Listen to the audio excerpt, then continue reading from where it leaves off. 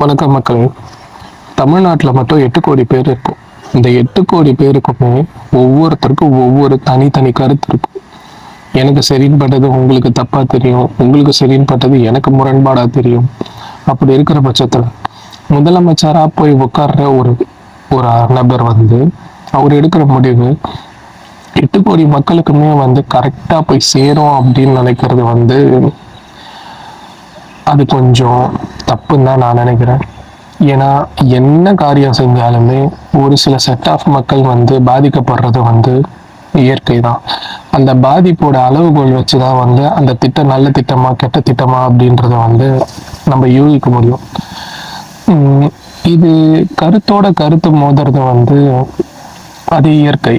அது நம்மளை வளர்க்கும், நம்மளுடைய அறிவு கூர்மையை அதிகமாக்கும், இதெல்லாம் ஓகே. ஆனா அந்த கருத்தோட கருத்து மோத முடியாம இப்ப இருக்கிறவங்க அதை வன்மமா மாத்தி அவங்களுடைய பர்சனல் லைஃபுக்குள்ள போய் அட்டாக் பண்ற மாதிரியான நிலைமை நிறைய வருது.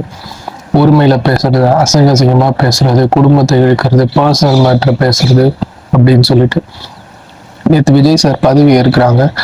3 மணி நேரத்திலேயே அவருக்கு 3 விமர்சனம், 3 அடி.